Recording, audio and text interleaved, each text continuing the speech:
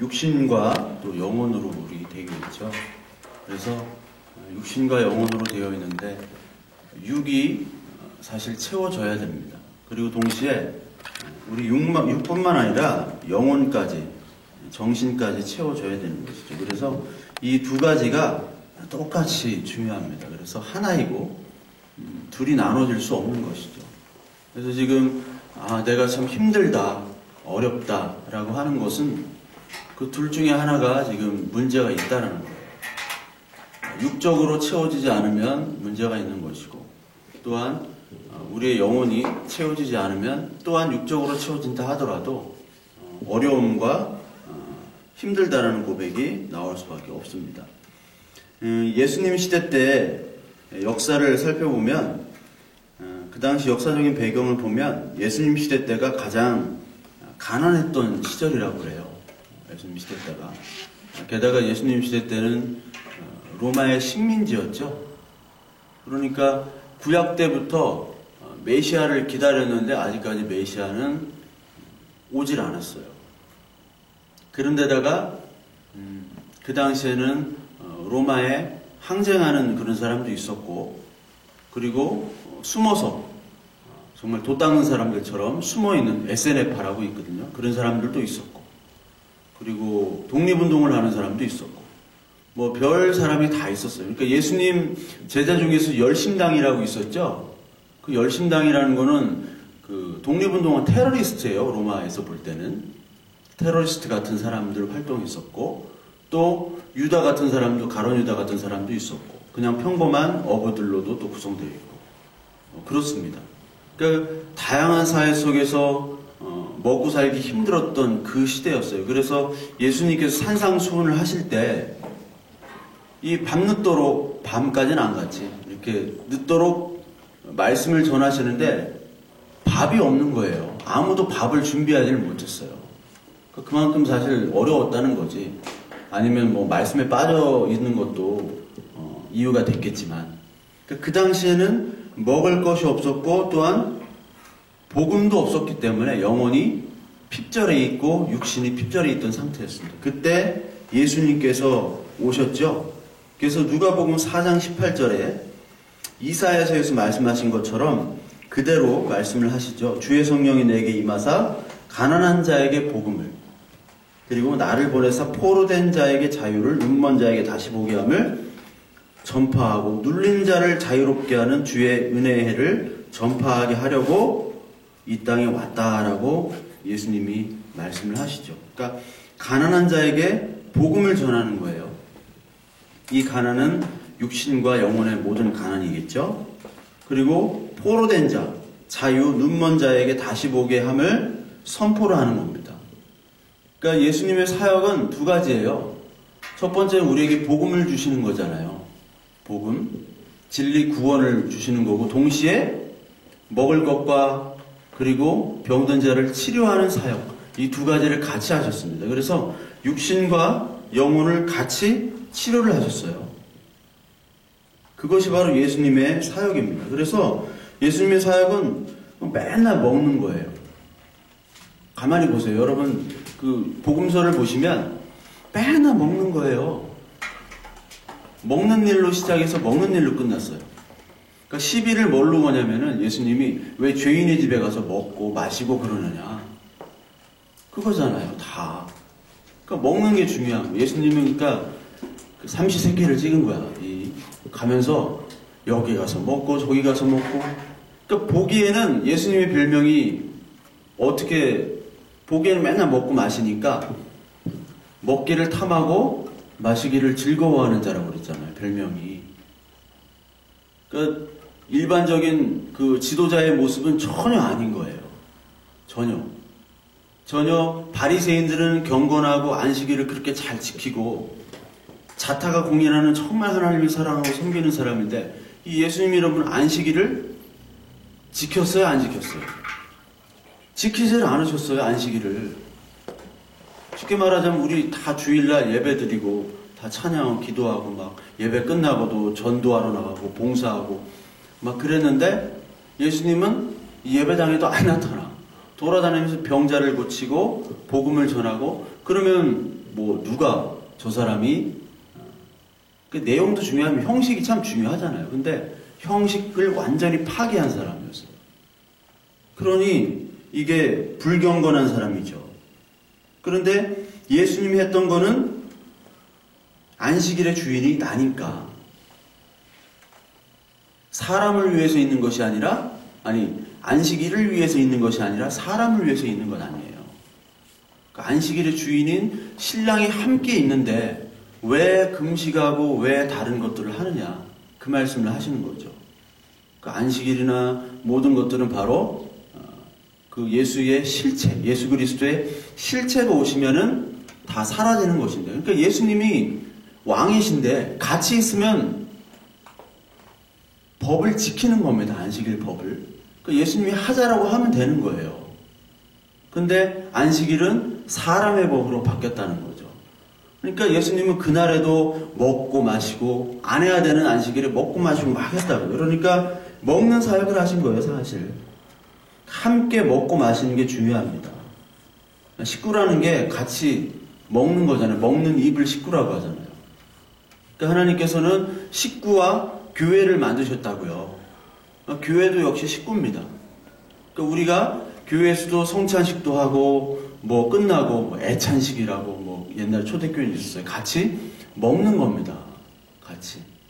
그러니까 영을 나누지만 동시에 육을 같이 나누는 게 교회예요. 육을. 그러니까 육적인 거를 거부하는 거는 굉장히 하나님의 이 복음과는 전혀 다른 겁니다. 예전에 그 다윗 시대 때 다윗의 친구가 있었죠. 누구죠? 다윗의 친구? 친한 친구? 네, 요나단. 그 요나단의 아들이 한 명이 있었어요. 아들. 무비보셋이라는 아들이 있었는데 그 아들이 장애를 가지고 있었습니다. 장애를 가지고 있었는데 그 무비보셋은 어떻게 보면은 사울 자기 장인의 손자잖아요. 손자면서 그 사울은 자기를 죽이려고 했으니까. 근데 무비보셋을 장애인인 무비보셋, 얘네 장애인이라면은 그 구약 시대 때도 하나님의 저주를 받은 자리라고 생각을 했었단 말이에요. 그런데 장애인을 그 무비보셋을 늘 어디다가 초대를 하냐면 자기의 먹는 자리에다가 초대를 했어요, 다윗이. 그러니까 무비보셋이 하는 말이 뭐냐면 개 같은 나와 같은 자를 하나님이 기름 부음 받은 그 다윗 왕에게 다윗 왕을 죽이려고 했던 사울의 자손인 나를 어떻게 개와 같은 나를 이렇게 왕의 식탁 자리에 초대를 했느냐. 왕이랑 같이 먹는다는 왕의 식구거든. 식구, 가족이라고 생각하는 거잖아요. 근데 다윗은 그렇게 했다고요. 이 고백이 신약시대 때 어디에 나오냐면은 신약시대 때 어디에 나오냐면은 그 수로보니게 여인이라는 여인이 나옵니다. 이게 그리스 여인인데 여자인데 그 나와가지고 예수님한테 이제 자꾸 이제 책망을 듣잖아요. 그러면서 예수님한테 뭐라고 하냐면 개도 주인의 그 상에서 떨어진 부스러기를 먹습니다라고 고백을 하거든요. 그러니까 그 여인의 믿음을 보시고 하나님 이제 칭찬을 하시는 그 장면이 나오는데, 그러니까 그 장면은 뭐냐면 우리와 같은 죄인이죠. 사울이 죄인 집안이죠. 그리고 장애인 병을 가진 사람들이에요. 이 장애인 병을 가진 사람들이 하나님의 식탁 자리로 초대를 해야 된다는 거예요. 그러니까 우리가 죄인이고 우리가 사실 지금 장애를 가진 자잖아요. 복음을 모르는 죄인은 장애를 가진 자예요. 그 장애를 가진 자에서 지금 왕의 식구로 초청받은 겁니다. 그래서 예수님께서는 먹는 사역을 계속 하시면서 비유로 뭐를 말씀하셨냐면 하나님 나라를 잔치로 표현했잖아요. 잔치. 혼인잔치, 먹는 잔치. 그래서 맨날 잔치집 표현하고 잔치집에 와서 먹고 마시라고 하시는 거예요. 그것이 바로 이게 천국의 모습을 비유로 나타낸 것이에요. 그 천국이라는 것은 이 땅에 이미 임한 거잖아요. 그렇죠? 우리가 가는 게 아니라고 그랬죠? 이 땅에 이미 임한 거죠. 그 이 땅에 이미 임한 조직이 바로 뭐냐면 교회와 가정이잖아요. 그러니까 우리의 교회와 가정은 사실 이 복음과 식탁과 사랑과 행복의 교제로 사실은 채워줘야 된다. 그래서 히브리서 10장 23절부터 55절까지 보면 약속하신 이는 믿으시니 믿을만하시니 우리가 믿는 도리의 소망을 움직이지 말며 굳게 잡고 서로 돌아보아 사랑과 선행을 격려하며 모이기를 패하는 어떤 사람들의 습관과 같이 하지 말고 그날이 가까울수록 더욱 그리하자라고 말씀하셨어요. 그러니까 약속, 언약을 하신 분이 있다라는 거죠. 그 언약을 굳게 믿고 서로 돌아보아 사랑과 선행을 격려하라고 그랬어요. 그런데 그것이 바로 교회인데 그 교회의 사랑과 선행을 격려하면서 같이 복음과 은혜와 하나님의 약속을 굳게 믿는 그런 교회를 어떤 사람이 있어요? 그 교회를 모이기를 패하는, 모이지 않는 어떤 사람들이 또 있었다는 거죠. 그러니까 교회를 왜 모이느냐? 우리가 왜 모이냐 하는 게 중요합니다. 그러니까 안 좋은 교회, 좋은 교회의 판단은 왜 모이냐를 모르는 거예요. 왜 모이느냐? 그냥 교제 공동체만 돼버리면 안 되고, 또 우리는 뭐 복음, 진리, 뭐 계시의 말씀들을 확실히 잘 안다. 그러므로 교제가 좀 부족해도 된다. 이 둘 다가 틀린 겁니다. 그 복음의 언약을 가지고는 우리가 같이 교제를 하라는 거예요. 교제. 그 교회가 모여서 하는 거는 예수님의 사역과 똑같은 거예요. 예수님이 복음을 전하셨죠. 그리고 먹고 마시고 같이 어울리셨습니다. 이 두 가지를 하라는 거예요. 우리 교회에게. 우리 교회에도 부족한 것이 뭐냐? 사실 둘 다 부족하죠. 복음도 우리가 말씀도 잘 모르고, 거기다가 이 교회에 와서 서로 선행과 사랑으로 격려를 해야 되는데, 이 사람은 어떠한 지금 형편이 있고 우리가 좀 작으니까 서로 격려하고 교제하고 저 사람의 어려움을 정말 타산지석처럼 저 사람의 입장에서 생각을 해야 되는데, 우리는 그럴 생각이 없다면은 이게 교회가 좀 잘못된 그런 형태의 교회가 되겠죠. 그래서 이 두 가지를 사실 하나님께서는 이 교회에 또 가정에게 하라는 거예요. 그러려면은 우리가 먼저 해야 될 것이 있습니다. 먼저 뭐를 해야 되냐면 하나님의 은혜와 사랑을 내가 먼저 알아야 돼요. 그래야 그 복음과 동시에 내가 얼마나 사랑이 없는 사람이고 얼마나 부족한 사람인 줄 알고 다른 사람을 사랑하고 돌볼 수 있는 은혜가 생기게 됩니다.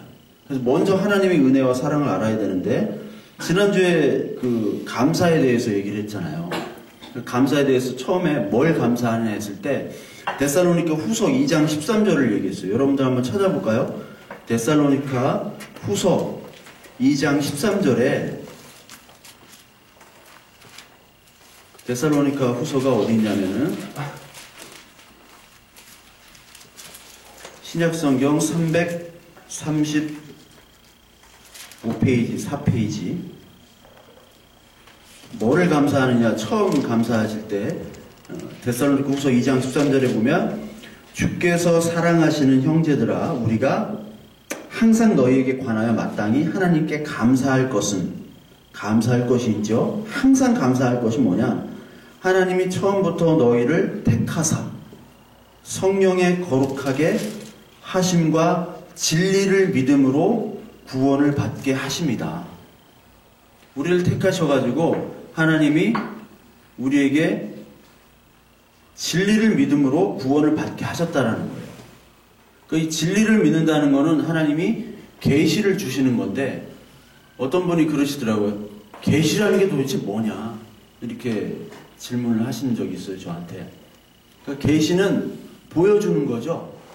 이 세상에 많은 사람들은 지금 죄와 사망과 그리고 나와 하나님, 이런 우주, 이런 존재에 대해서 답을 못하는 사람들이 많이 있어요. 그거는 뭐냐면 아직 계시가 보여주지 않은 거예요. 그 영어로 그 요한 계시록 맨 마지막에 revelation이잖아요. reveal 하면은 드러내는 거죠. 그게 계시예요. 보여주는 거예요. 그런데 reveal의 반대면 unreveal. 아직 가려져 있는 거예요. 그러니까 우리는 이 세상 사람들을 딱 두 가지로 봐야 됩니다. 이 하나님의 이 계시의 말씀들이 들려지고 믿어지는 사람과 안 믿어지는 사람 두 종류밖에 없어요. 그 인간은 나누잖아. 인간은 계급별로 나누잖아. 너는 금수저니, 은수저니, 동수저, 흑수저, 일회용 플라스틱 수저도 있더라고. 일회용 플라스틱 수저까지. 그걸로만 나누는데 하나님의 기준에는 그게 아니에요. 하나님의 기준에는 이 계시를 받아들인 사람이냐 아니냐예요. 두 가지예요.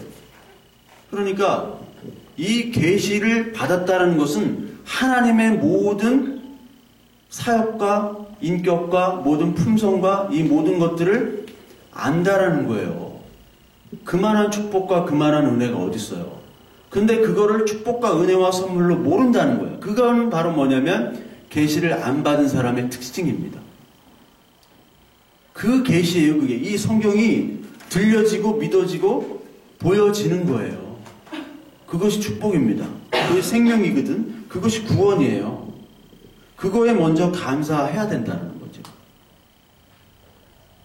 그 전까지 이 계시를 몰랐던 인물이 하나 있습니다. 뭐 성경이 많이 있지만 그게 사도 바울이에요. 디모데전서 1장, 여기 데살로니가후서 3장 바로 옆에니까 1장 13절부터 16절까지 한번 봐봐요. 1장 12절부터 읽습니다. 읽을게요. 제가 이 12절 읽고 여러분들 13절 읽고 교독을 16절까지 한번 해볼게요. 12절, 나를 능하게 하신 그리스도 예수 우리 주께 내가 감사함은 나를 충성되이 여겨 내게 직분을 맡기심이니 내가 전에는 비방자요 박해자요 폭행자였으나 도리어 긍휼을 입은 것은 내가 믿지 아니할 때에 알지 못하고 행하였습니다. 우리 주의 은혜가 그리스도 예수 안에 있는 믿음과 사랑과 함께 넘치도록 풍성하였도다. 믿보다 모든 사람이 받을 만한 이 말이여 그리스도 예수께서 죄인을 구하시려고 세상에 임하셨다 하였도다. 죄인 중에 내가 괴수니라. 그러나 내가 긍휼을 입은 까닭은 예수 그리스도께서 내게 먼저 일체 오래 참으심을 보이사 후에 주를 믿어 영생 얻는 자들에게 본이 되게 하려 하심이라. 자, 예전에는 죄인의 괴수, 즉 예수 그리스도를 비방하고 박해하고 폭행하는 자였잖아요. 그것이 하나님을 잘 섬기는 사람인 줄 알고 착각하며 열심히 그 일들을 했어요. 그때는 아직 이 unrevealed 상태죠. 가려있는 상태예요. 근데 이 가려있는 상태를 하나님이 덮개를 열어주시는 거예요. 이게 은혜라고요. 근데 이거를 은혜로, 이거를 사랑으로, 하나님의 구원 영생으로 받아들이라는 거죠. 그 사람이 정말 하나님 축복을 받은 자인데 그거를 모른다는 건 아직까지 unrevealed 상태인 거예요. 그래서 하나님이 우리를 먼저 사랑하시는 것, 이것을 먼저 알아야 됩니다. 우리가 이 교회와 이 가정이 복음과 또 영육 간의 모든 것들을 채워줄 수 있는 정말 그 하나님의 천국의 모델이 되려면 먼저 내가 이 계시에 들어가야 되는 거예요. 계시 어떻게 들어가요? 내가 들어가는 게 아니에요. 하나님이 들어와 오시는 거죠. 지금까지 내가 하나님의 그 은혜와 구원과 사랑을 모른다. 내가 하나님 뭔지 모르겠다. 우리 교회에 그런 분들이 있으면 그거를 간구하라고 그랬어요. 감사함으로 구하면 하나님이 그런 건 반드시 주십니다. 왜요? 그거는 구원에 관계된 계시에 관계된 거니까. 하나님이 이 땅에 오신 이유가 뭐예요? 의인을 부르러 온 것이 아니라 죄인을 부르러 오신 거잖아요. 이 땅에 오신 것은 우리를 심판하고 멸망하게 하기 위한 것이 아니라 우리에게 구원을 주시고 영생을 주시기 위해서 오신 것인데 우리가 영생을 구하면 하나님 당해 주시죠. 이 교회에서 해야 될 첫 번째 뭐냐면 막 달라보다 그건 뭐 나중에 해도 되는 거고 먼저 하나님 내가 계시받은 자로서 하나님 뭔지 몰라요. 하나님이 누군지도 모르고 내가 뭐 하는 사람인지도 모르고 그것들을 이 땅에 이 성경 말씀을 통해서 비춰지도록 하나님께서 은혜 주세요. 이거부터 시작해야 되는 거죠. 그게 교회의 역할입니다. 우리가 그것을 할 때 사실 하나님께서 우리의 가정과 교회를 사실 말씀으로 채워주시고 그 자리에서 하나님이 우리에게 축복을 주신다는 거죠. 그리고 우리가 정말 이 영혼과 육신이 이 교회와 또 가정에 채워주기 위해서는 우리가 그 사명의 자리에 사실 있어야 되는 거예요. 사명의 자리. 오늘도 이 시간에 여러분들이 왔다는 거는 사명의 자리에 있는 거예요. 응? 사명의 자리에. 그러니까 힘들고 어렵고 내 막 컨디션이 안 좋아도 이 자리에 온 것 자체가 여러분 사실 어떻게 보면 훌륭한 거예요. 그 사명을 너무 막 거창한 걸로 생각해서는 안 됩니다. 그 사명의 자리는 바로 여기에요, 여기. 그 똑같이 살지만, 이 세상 사람들과 똑같이 살지만, 그러나, 구별된 자리로 하나님이 부르셨습니다. 그래서, 여러분, 가나안 땅 있잖아요, 가나안 땅. 하나님이 가나안 땅으로 가라. 그랬는데, 가서 뭐합니까? 가서 살으라는 거예요, 거기서. 그렇죠? 가서 사는데 어떻게 사냐? 그 세상 사람들과 같이 살지 말고, 구별돼 살으라는 거죠. 그래서 가나안 땅으로 먼저 갈 때 여리고를 공격하기 전에 길갈에서 뭐를 합니까? 할례라는 걸 받아요. 할례는 세례를 받는 거거든요. 세례는 뭐예요? 세례는 이전에 내가 죽고 이제 하나님의 은혜로 새로운 피조물로 태어나는 거잖아요. 이전의 죄것들은 다 씻어지고 예수 그리스도의 피로 다시 씻음받은 것이 바로 세례라는 거예요. 그 거룩함, 그 할례를 먼저 받으라는 거예요. 그러니까 전쟁하러 갈 때 할례를 받으면 남자가 이 전쟁을 치를 수 없잖아요. 전쟁 코앞에서 할례를 하라는 거는 이건 다 죽으라는 얘기예요. 옛날에 그 누구예요? 레위와 시므온이 그 야곱의 아들들이 그 히위 족속들을 할례 받으라고 해놓고 다 죽였잖아요. 그러니까 전투가 안 되는 거예요. 그러니까 세상의 판단과 세상의 합리적인 것과 거꾸로 가는 겁니다, 이거는. 하나님 전쟁에서 저기를 정복하라면서요. 하면서 할례를 시킨다는 건 하나님 왜 우리를 다 죽이라고. 우리 보고 다 죽으라고 하는 겁니까? 라고 하시는 건데, 하나님의 말씀은 너희는 거룩하고 성결하라. 이 전쟁은 누구의 전쟁이다? 여호와의 전쟁이다. 그 자리에 할례를 하고 그 자리에 순종을 하는 것이 바로 사명이에요. 사명이 막 뭐 어디 순교하고 그런 게 아닙니다. 이 자리예요, 이 자리. 이 자리 지키는 거예요. 그 지구는 둥그니까 자꾸 걸어 나가다 보면 어떻게 돼요? 그 자리에 오는 거예요. 이 사명의 자리는 가장 어려운 사명의 자리가 어디냐면 가정입니다. 가정이에요. 안 그래요? 그리고 교회예요, 교회. 우리가 이 자리에 없으면요, 우리가 뭐 지지고 볶고, 뭐 사랑하고, 그러면서도 의견 차이 있고, 할 일이 없어요. 가족이 아니면 내가 젠틀하게 합니다. 근데 가족이기 때문에 싸우는 거죠. 가족 중에 안 싸우는 사람이 어디 있어요? 다 싸운다고요. 그게 바로 사명의 자리예요, 사명의 자리. 이 사명의 자리 어디냐? 가장 어려운 사명의 자리가 바로 가정이에요. 바로 여기에요. 그래서 사도행전 1장 8절에 보면 예루살렘과 유대와 사마리아 땅 끝까지라는 표현이 있죠. 너에게 성령이 임하시면 권능을 받고 예루살렘과 사마리아와 유대와 사마리아와 땅 끝이 어디냐? 저 멀리 어디 선교 가는 게 사명이 아니라, 저기 순교하는 게 사명이 아니라 이 자리 돌아가면 땅 끝이잖아. 땅끝 가봐도 뭐 아무것도 없더라고. 지구 최남단 도시를 한번 가봤는데 아무것도 없어요. 그 땅끝이 어디냐? 바로 가정이에요. 그러니까 여러분들 가정에서 사명을 다하라는 거예요. 저도 우리 집에 보면 가출하고 싶은 날이 많다고 하면 좀 그렇지. 목사가 가출하고 싶을 때가 있어요. 다 뭐 아프시고 편찮으시고 그리고 막 싸우고 소리 지르고 그러면 나도 막 짜증이 나고 그러지. 그런데 그게 왜 그런 거냐? 아까 얘기한 것처럼 영혼과 육체가 지금 지치고 아파서 그런 거예요. 그게 이제 밖으로 표현이 나는 거거든. 그러니까 건강한 사람이 나밖에 없으니까 그 건강한 사람이 그걸 받아줘야죠. 어디 그냥 산으로 가서 혼자 살고 싶은 마음도 한 번은 있었어. 딱 한 번. 그런데 그게 뭐냐? 거기가 사명의 자리예요. 그 자리를 지키는 거예요. 교회도 마찬가지죠, 여러분들. 여러분들과 제가 어떨 때는 제가 그때 얘기했잖아요. 이 초대교회 때도 사실 짐이 된다고요. 서로가 짐이고 서로가 아픔이고, 그러나 서로가 짐과 아픔일 때 서로 사명의 자리를 그대로 지키는 거예요. 그게 바로 하나님이 뜻이고 하나님이 일하심입니다.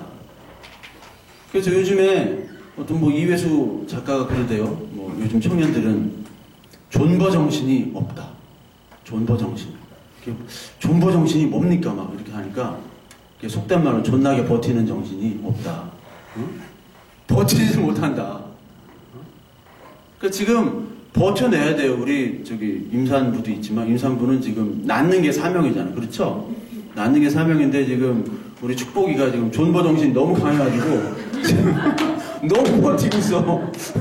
너무 버티고 있어 얘가. 너무 강해. 그래가지고요. 하여튼 엄마는 또 이게 또 사명이고 낳는 것이. 이런 것들을 다 도망하려면은 낳기도 싫잖아. 아프잖아. 그럼 결혼하지 말아야지. 결혼하지 않으려면 그냥 산에 가야지. 그건 아니잖아요. 그 사명의 자리에서 하나님께서 주시는 이 자리를 버티라는 겁니다. 갈라디아서 6장 2절부터 5절에 보면은 이런 말씀이 있어요. 너희가 짐을 서로 지라. 그리하여 그리스도의 법을 성취하라. 전에도 말씀을 드렸는데, 만일 누가 아무것도 되지 못하고 된 줄로 생각하면 스스로 속임이라. 각각 자기의 일을 살피라. 그리하면 자랑할 것이 자기에게는 있어도 남에게는 있지 아니하리니 각각 자기의 짐을 질 것이라. 각각 자기의 짐을 지래요. 그러면서 동시에 서로의 짐을 지라는 겁니다. 그러니까 우리도 우리 가정과 교회를 한번 보면 자기의 짐을 지고 있는가 지금. 그리고 이 교회에 서로 다른 사람들, 교회 가정에게 그 사람들의 짐을, 아픔을 나누고 같이 기도하며 또 축복할 때는 같이 축복해주고 있는가. 그것을 살펴볼 때 우리가 부족함을 느끼죠. 얼마나 부족해요. 자기의 짐을 지는 것 같지도 않고, 그리고 다른 사람의 아픔을 생각하지도 않는 것 같고. 그래서 우리가 해야 될 것이 바로 하나님의 긍휼함을 깨닫고 그 사랑을 깨닫고 그 다음에 우리 하나님이 주신 이 가정과 교회에 대해서 각자 자기의 일, 자기 짐을 먼저 지며 서로의 짐을 나누는 것이 바로 그리스도의 법을 성취하는 것이다 라고 얘기를 했어요. 그러다 보면은 우리가 낙심할 때도 있습니다. 내가 이렇게 열심히 하는데 다른 사람이 인정을 안 해주고, 또 내가 다른 사람을 이렇게 열심히 섬기고 하는데 그 사람은 나한테 고마움을 느끼지도 않을 때도 있어요. 그러나 그럼에도 불구하고 뭘 하느냐? 9절에 보면, 갈라디아 6장 9절에 우리가 선을 행하되 낙심하지 말지니 포기하지 아니하면 때가 이름에 거두리라. 우리가 이 선이라는 거는 우리가 세상적으로 선한 일 보다도 하나님이 판단하시는 선한 일이에요.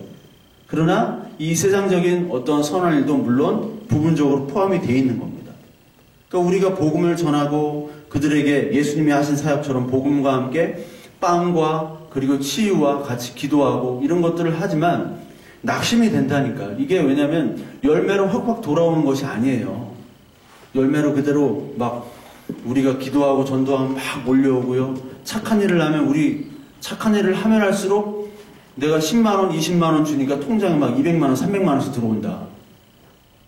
그래서 뭐 베풀라. 그러면 더 많이 온다. 이게 노자 얘기거든요. 노자가 원래 뺏으려면 먼저 줘라. 이런 얘기를 했어. 뺏으려면 줘야 된다. 근데 그런 차원이 아니죠. 우리는 이거를 얻든지 못 얻든지 우리에게 사명입니다. 우리가 뭐 복음 전하고 서로 사랑하고 그리고 서로에게 짐을 덜어주는 역할들을 우리가 뭐 어떤 대가를 바라고 하는 건가요? 아니잖아요. 그러기 때문에 낙심할 때가 있다라는 거예요. 그러나 낙심하지 말고 때가 되면 거두리라. 하나님께서 거두게 하신다는 거예요. 이게 신앙적인 영적인 거둠이 1차적이지만 육적인 거둠도 여러분 있다고 봐요. 육적인 거둠도. 여러분들의 그 사명의 자리에 있으면 하나님이 여러분들을 막 물질적으로 그렇게 어렵게 이렇게 하시지 않을 겁니다. 그러니까 그거를 하라고요, 우리가. 그러니까 이 자리를 떠나면은 이제 망하는 거야. 버티라는 거예요. 존버 정신으로 버티라는 거예요. 떠나면 어떤 일이 있느냐? 여러분 사사기를 봐요. 사사기를 보면은 뭐 여러분들 한번 읽어보시고 사사기에 어떤 내용이 나오냐면요.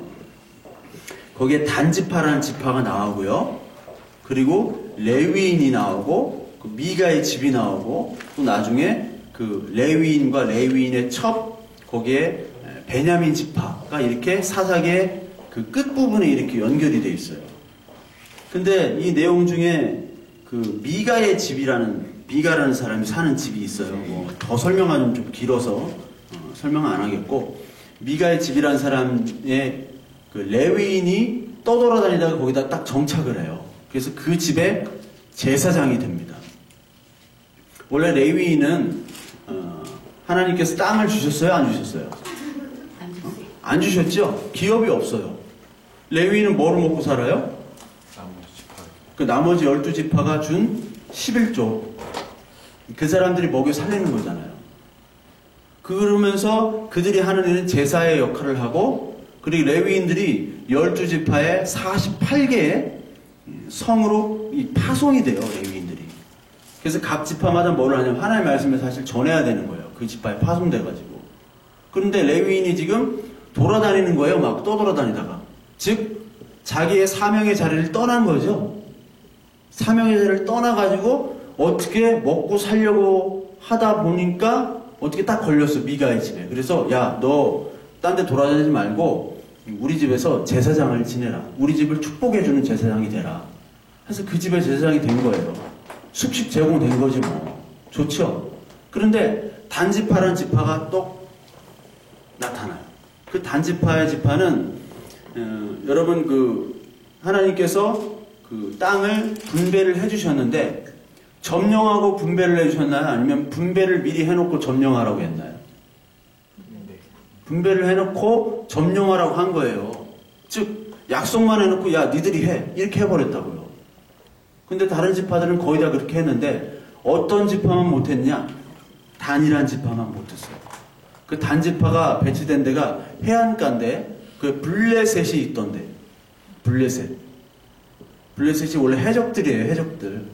크레타에 있는 해적들인데 여기까지 와가지고 정착을 한 거야. 블레셋이 하면 골리앗 아니에요. 싸움을 잘한다고. 근데 얘들 보니까 블레셋 가면 우리가 질 것 같아.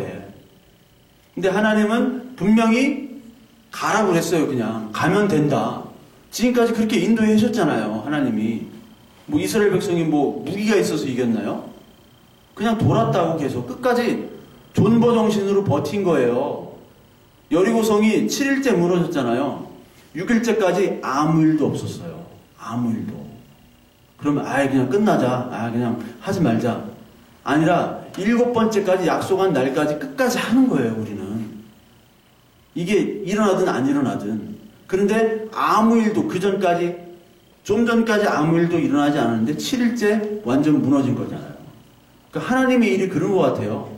그 전까지 아무 일도 없어. 이게 될까? 안 될 것 같아. 그런데 하나님이 약속하시면 되는 거예요. 그냥 들어가면 되는데 자기의 판단에 이거 뭐 안 될 것 같아 해가지고 어디로 갔냐면 그 남쪽에 있는 그 단 지파를 떠나가지고 하나님이 주시지도 않은 땅, 저 위쪽 라이스란 지방까지 가가지고 단이란 도시를 세워요. 그래서 단이 맨 북쪽으로 갑니다. 그래서 이스라엘 설명할 때 단에서 브엘세바까지, 이게 백조에서 한라까지라는 뜻이에요. 백조에서 한라까지 하면 한반도라는 게 딱 느껴지잖아요. 근데 다 성경에서 보면 특히 열왕기나 뭐 역대 이런 데 보면은 단에서 브엘세바까지, 아 전체 이스라엘이구나 하시면 돼요. 저까지 갔다고요. 근데 가는 도중에 이 미가의 집에 들렸어요. 근데 단지파가 문제가 뭐냐면 거기에 레위인들이 다 도망가고 레위인들이 없는 거예요. 제사를 이끌어가요. 종교적인 제사를 지내야지 축복을 받을 거 아니에요.